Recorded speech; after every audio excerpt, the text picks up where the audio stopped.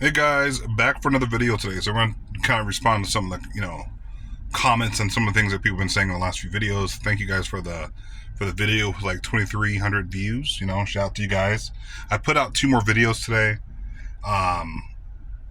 Just a little while ago, uploaded 2 more videos. So like part 3 and part 4 or something like that. So this video is going to be more or less dedicated to some of the comments and explaining my stance on special operations. I think what a lot of people in the comment section, man, people are just ridiculous these days. Is some of the people who are like, well, I serve with black guys in the military. It's like that one guy's like, I'm not racist. I've had a black friend before. Like, that doesn't mean anything.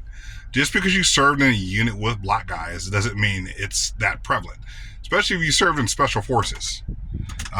There just isn't that many black people in special forces. It's always been really, really low. Guys who just got out, right? Valhalla and some of those guys talk about blacks in special forces. When he's talked about it before, there's only been like maybe a handful of guys in his career that he talked about that were black. Jay, same thing. Green Beret Chronicles, Sean Buck Rogers. Some of those guys, when they've talked about serving with it, hey, have you ever served with any black special operators, Green Berets, Rangers, Special Forces, whatever? And they will say maybe a few in their entire career, because it's just not normal. Just not normal.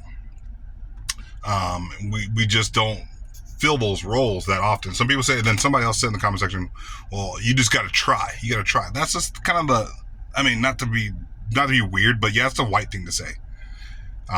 Because there is a pathway for you guys to say that. For black people, you have to really forge that pathway, because it's not like it's encouraged in our community. Like in the white community, for the most part, I'm talking about more conservative areas, military, police work, the American flag, patriotism is pushed a lot more in the white conservative community than it is in the black community in general. Black community tends to be, conservative, in certain religious beliefs, as far as Christianity. But when it comes to liberalism, black community is pretty liberal. So we're not really encouraged. Like the police, there's always a mistrust for the police. There's always been a mistrust for the military, the industrial complex. Black community has always been like, nah, not feeling that, not feeling this, not feeling that. And that's kind of always been in our community. Lack of trust for the government, lack of trust for systems that have never really been there to support black people. Okay? So it's always been kind of a generational thing. Now, it's up to us to forge our own paths. But you come from like inner city black, inner city Detroit, no one's pushing, hey, we need some black Navy SEALs. There's a little bit of push there, like, hey, we really need some, there's one former black Navy SEAL that kind of pushes the whole, hey, we need more, black Navy SEALs and more outreach program. But he says that even that guy, he's a BUDS guy. He does the BUDS thing. Black guy, bald. Talks about special forces and stuff like that. And he talks about how there's so few blacks that are in those roles that, it's kind of hard. So there needs to be more emphasis on that. It's not just, you just need to be patriotic. Black community has always been distrusting of the government. Is that on us? Yeah, but there's reason from the past as to why black people have been mistrusting of the entire government system, especially police, looked at as traitors. And in some communities, saying that you're military, you're not going to get any kind of props or love from that. I remember traveling through some airports where there's, a lot of black people in airports, like going through Atlanta or going through, traveling when I was in military. Just back in the day when we were actually able to travel in uniform. I never had one black person ever come up. And there's a lot of black people, especially when I was graduating basic training. There was a lot of black people, TSA, people that worked at these airports. I'm in uniform. They never said, oh, thank you for your service. Never. But I'd have that middle-class white lady or older lady or a white guy come up to me and thank me for my service. Thanks for being patriotic. We need more like you, stuff like that. That is not a black thing. So pushing, now you want to join the military and now you want to go special forces? Like what? Why? That's what most families, they're not going to think it as cool. Most black families, they're not thinking about like, man, he was Ranger He's got like the Tower of Power. He's got 3 tabs on his shoulder and this and that, whatever. In our community, it's not like, wow, that's so amazing. In the white communities, that's like, yo, that is freaking cool. All the YouTube channels out there that are, these military YouTube channels, pro-military, pro-police, Second Amendment, that's more of a white thing than blacks. You don't see a lot of black people being like, hey, I'm just shaking around the American flag. I'm so proud to be an American. There's some, yeah, there is a lot, but compared to other community, or the white community, black community has always been counterculture, even in our names and our culture, the music, the way we interact, the victimhood mentality, all that stuff right there is not like American. Nothing American about any of the things I just mentioned. None of that. So blacks in special operations, even less so. You know what I mean? It's like us encouraging our kids to go into like wrestling and baseball now, or wrestling. We're not doing that. We're pushing our kids towards basketball and football and track. Those are the 3 sports that blacks are the most useful in. It's just kind of how it is. But when it comes to like the more traditional route, like skiing, which is a special forces skill as well, and some of these outdoor things, you're not going to see us making YouTube videos on land navigation. I can find 50 YouTube videos on land navigation, guarantee you. It's not run by a black guy.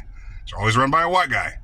All those videos learning how to tie knots, those are by white people. All these different, these hardcore skills, that's by white people. And those are skills looking for in special forces. Not to say that you can't learn those things when you get there, but having that mindset before you get there, you're probably going to have a little bit more success than someone who's just completely ignorant, has no idea about anything.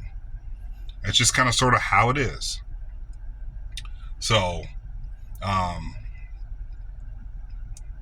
looks like that person got to move out a little bit. But anyways, so that's what I got for you guys today. Let me know what you guys are thinking about special operations and warfare and stuff like that. But it is what it is, guys. It is what it is when it comes to special operations and military.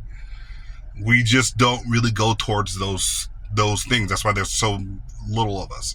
White liberals and other people, especially white liberals, man, they're the worst. They're the ones that are always going to make excuses for why black people can't achieve this and why we can't have higher test scores and it's unfair and discrimination practices and this and that, whatever, and whining and crying about literally everything in the world. Those things are just, hilarious. These days, no, you got to perform better and you got to be better. It's just kind of sort of how it is, guys. Kind of how it is. You want to go to special forces, you better have the right mindset. You can't just have any kind of mindset during the military. You have to have the right mindset, you have to be the right person for those situations. But you can't just be like, hey, I'm just going to be, be hood and this and that, whatever, and think I'm doing special forces. No, they'll boot you to the curb. You're not in the right mindset, right frame of mind, all those things. So those kind of the questions, some of the things that people are commenting on about, when every time the most critical comments are like, oh, you're just saying that black people can't do it. That's what you're trying to say. You just got to try hard. It's from both sides of the coin, whites and blacks. No, there's no excuse. There's no excuse. We just have to perform better, test higher, study for ASVAB. This is, on average, black kids study the least amount of any groups of people in the U.S. Asians study the most. Whites study second. Of the 3 major, I'd say, some of the major demographics in America. The Mexicans, they said they studied the last. Unfortunate, but that's just been statistics from the past.